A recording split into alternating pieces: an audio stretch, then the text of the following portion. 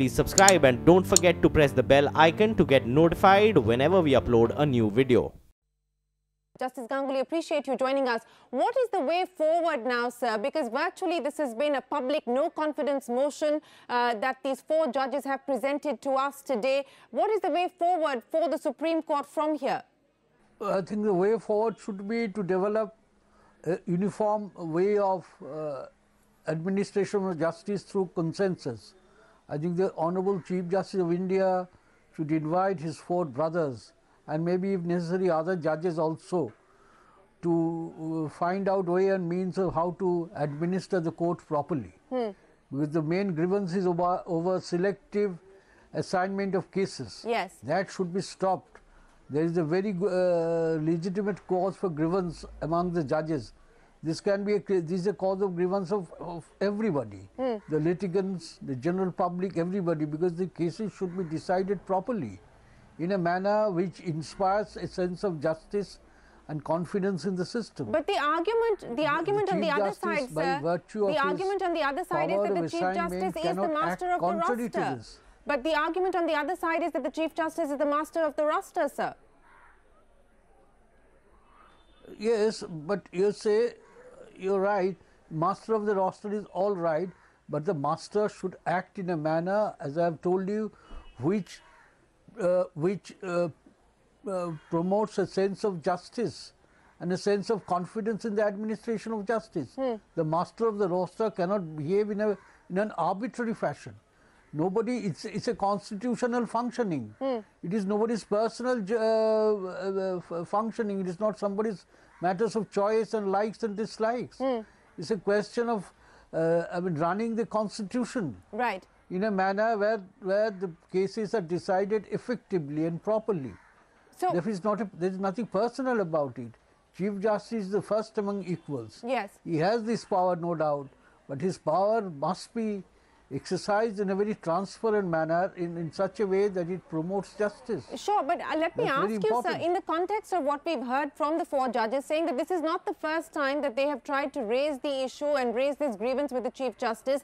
They've spoken with him in the past as well, but there hasn't been much forward movement. In fact, they tried to address this issue this morning as well before going public to the media. So what gives you confidence that we will in fact see a resolution within the confines of the judiciary if so far conversations haven't led to any breakthrough?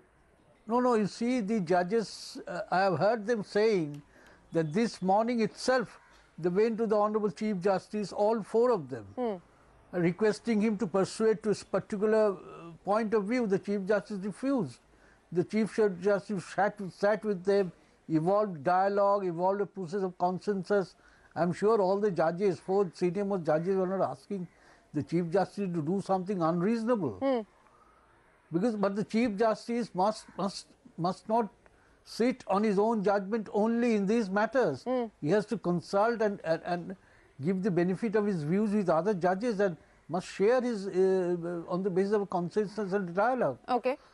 Otherwise, these things could have been avoided. Okay. See, now how will normal people have confidence in the administration of justice? Yes. Tell me. If the senior most judges feel they are not confident, then how does it not percolate down to the masses? Is it not a very serious threat to our democracy? Sure.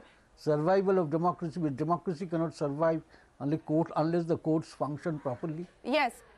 The Supreme Therefore, Court... this is a very serious issue. It is a very serious issue, sir. It is not anybody's personal issue. No, it is a very serious issue. The Supreme Court is the moral keeper of the country as well as the keeper of the Constitution and human rights, sir.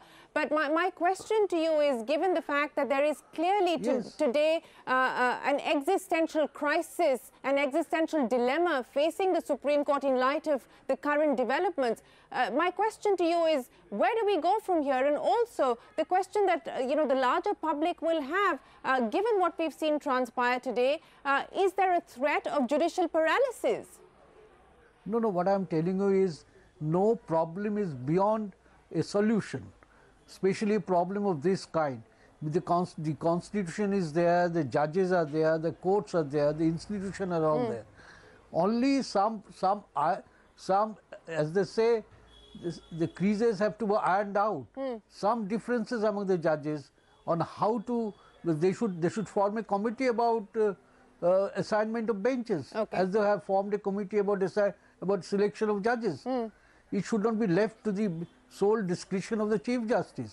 That process should be evolved on the basis of a consensus and a discussion. Okay.